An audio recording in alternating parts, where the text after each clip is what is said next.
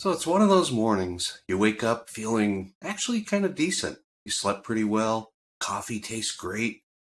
And for that brief moment, you feel like you actually might have a great day. And then you walk into the kitchen. Your partner's sitting there, staring at the phone. And maybe they give you a choppy morning. That tone, that very specific, very heavy, slightly annoyed frequency. And suddenly, the magic is gone. The coffee tastes like ashes, and you find yourself replaying every interaction you've had over the last 48 hours, searching for where you might have messed up. Your stomach tightens, your internal weather has shifted from sunny to impending thunderstorm, all because of a single two-syllable word. If that sounds familiar, you're not just having a bad day. It's likely that you're giving other people control over your inner peace without even realizing it. Today, we're going to be talking about something called emotional sovereignty. It's the practice of reclaiming your internal state and stopping the habit of outsourcing your happiness to the whims, the moods, and the digital notifications of everyone else. It's time to take back the steering wheel of your own nervous system. We live in an era of hyper connectivity. We're essentially walking, talking antennas, constantly picking up signals from the world around us. But this connectivity has a real side effect. We've become hypersensitive to very subtle shifts in other people's energy. Think about it. We don't just see a text message. We analyze the absence of an emoji in that text message. We don't just hear a coworker's voice. We scan for micro fluctuations in their pitch that might signal some kind of disapproval. We've built this invisible tether between our internal state and the external world. And it starts small. A lack of validation on a post we make, a slightly curt email that we get from someone, a friend not laughing at your joke. But eventually, these tiny leaks turn into a massive drain on your autonomy. When you live like this, you aren't the guiding force of your own life. You're a passenger in your own nervous system. You're constantly reacting, adjusting, recalibrating yourself to match the vibe of whoever happens to be in the room or whatever happened to text you 5 minutes ago. It's an incredibly exhausting way to live. Kind of like trying to drive a car where someone else is constantly yanking on the steering wheel every time they feel a sudden urge to make a turn. So, how does this actually happen? It's rarely some dramatic decision. I mean, you don't wake up and say, I hereby abdicate my emotional agency to my boss. Instead, it happens in what can be called micro moments of betrayal.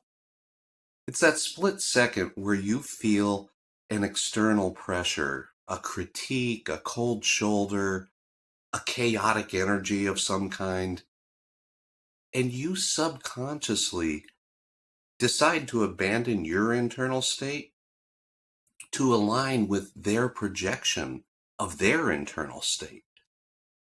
You abandon your groundedness to seek alignment.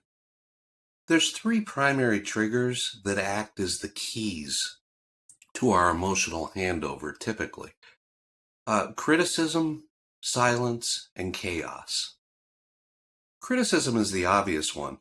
When someone attacks our competence or our character, our immediate instinct is to shrink away or to defend. We let their judgment become our internal monologue. The second one, silence, it's a little bit more insidious. The unexplained silence, the unreturned text, the pause in a conversation, the heavy atmosphere in a room. In the absence of data, our brains hate that vacuum. So we fill it with anxiety. We project our worst fears into that silence, basically writing scripts for people who haven't even spoken yet. And the third one is chaos. This is when you absorb the frantic energy of everyone around you. If your workplace is spiraling or your social media feed is a dumpster fire of outrage, you start to vibrate at that same high frequency panic. You adopt their chaos as if it were your chaos. But why do we do this? Why choose this exhausting way of living? The answer's fairly simple, and it's related to a survival instinct. We choose the safety of being liked and accepted over the freedom of being grounded. For our ancestors, being out of sync with the tribe meant exile, and exile meant death. So we're hardwired to prioritize social harmony. But in a modern world where the tribe includes thousands of strangers on social media feeds and the multitude of daily stressors that plague all of us, that instinct has become a trap. We're sacrificing our peace for a sense of belonging that's often an illusion. So, how do we stop? How do we build something that protects us without turning us cold? You don't want to become indifferent, but you do need to develop an emotional firewall. It's the boundary that separates your core identity from the atmospheric pressure of what's going on around you. You can acknowledge the weather without becoming the storm. The first step in building the firewall is learning to map your physical sensations. Before you can fix the mental spiral, you have to catch it in your body. The next time someone's mood shifts, stop and scan yourself. Is your chest tightening? Are your shoulders creeping up toward your ears? Is there a sudden heat in your face or in the pit of your stomach? These are the early warning signs that the hijack is starting to happen. Your nervous system's trying to tell you that you're losing sovereignty. Once you recognize that physical sensation, you can move away from reactive mode and into observational mode. In reactive mode, someone's bad mood is a personal attack or a problem that you need to solve. In observational mode, you view their mood as data. You see it as, oh, that's interesting. This person's experiencing a really high level of agitation right now. That's a piece of data about their current state, but it's not a directive for mine. You start seeing others' emotions as weather patterns passing through the room. You can observe the rain, and you could even acknowledge that the rain makes things damp and uncomfortable. But you don't have to believe that you are the storm. Building this firewall requires more than just a sudden realization. It requires a daily practice of self-authoring. You need to establish an internal baseline before you engage with the noise of the outside world. That's why the first 30 minutes of your day are so critical. If the first thing you do is grab your phone and subject yourself to a barrage of notifications and emails and headlines, you've essentially handed over control before you've even had breakfast. You started your day in reaction mode. Try to practice a period of intentionality. Before you check the digital world, check your internal world. Ask yourself, how do I want to be today? What's my intended frequency? This leads back to the most radical and maybe the most difficult part of sovereignty: radical self validation.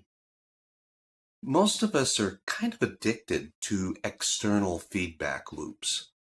We need the like, we need the good job, or the are you okay to confirm our value. To reclaim sovereignty, you have to start replacing those external loops with internal ones. You have to become the primary author of your own worth. You're the authority. I know it sounds cliche, but it's a muscle that you really have to work. Every time you feel the urge to seek validation for something, it might be a project, it might be the clothes you're wearing, could be a decision you have to make or that you've already made,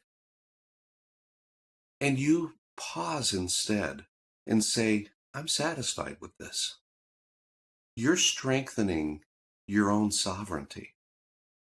The goal isn't to control how other people perceive you. That's a losing battle.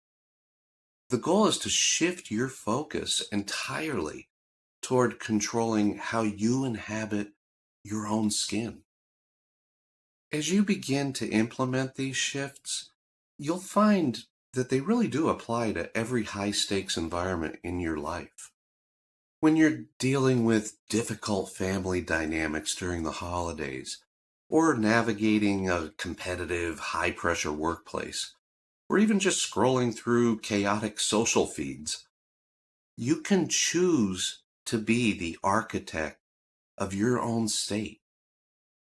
There's a real power that comes from being the only person in the room who isn't vibrating at someone else's frequency.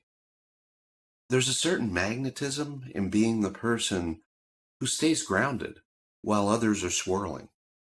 It doesn't make you arrogant. It makes you stable. And in an unstable world, stability really is a superpower. I want to challenge you. Don't view this as a temporary coping mechanism for when things get tough. Don't just use it to survive a bad week with your difficult boss. Make this a permanent lifestyle shift. Reclaim your autonomy. Decide that your internal peace is not up for negotiation, and certainly not available for public comment. Stop being the passenger. Take back the control. Thanks very much for watching.